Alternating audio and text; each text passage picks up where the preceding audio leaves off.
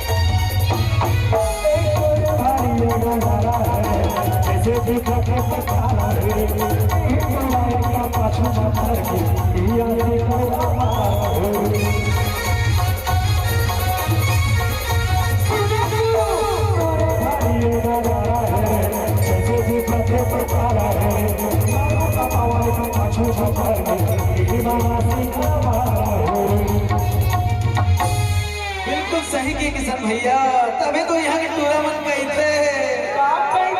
गजकुदरू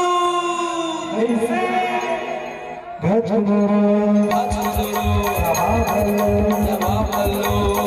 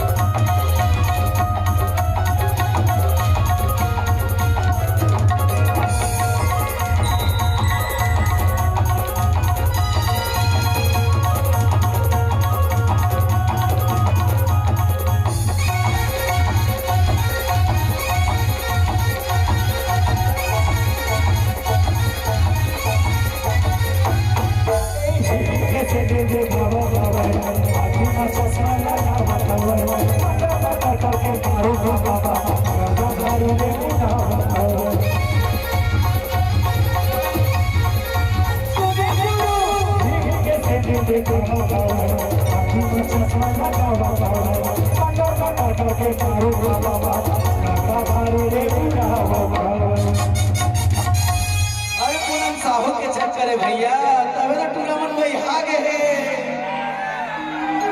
यही भैया। कौन से नजर से टूर्नामेंट दिखाते हो? तो दिल में गए, अरे दिल में है, फेफड़ा में मुर्दा हुआ थोड़ा दिखा ये लड़का भागवा पचास बिगड़ गए। ठीक बोले कि नहीं भैया, बताओ सब।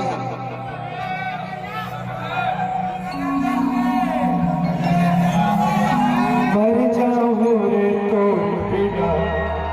ईमान से, तोर मामा से पगले मुरझाने, अरे पगला दीवाना हो गए तोर माया आँखों को अब तोड़ा नहीं भाई। अभी चिर रोना का ज्यादा रोना धोना खाना खाते थे क्या बना खा हो इसी से अभी नमक कितना है देखा देना उघार के। सुना नहीं सुना दिल मजा अब मान जाए अब लव मैरिज की शादी भारी लग रही है ना लव मैरिज की शादी हो गया आओ चेहरा ही खाके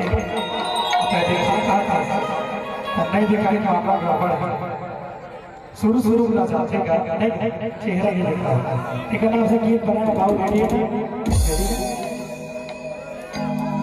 अरे छतेला चला वो छसर मामला देखा देना उघार के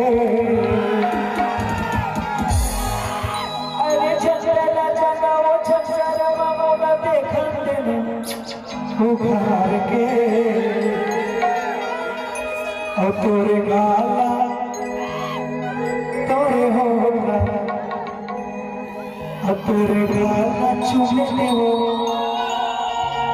राना कोटा अरे चाचा चाचा वो चाचा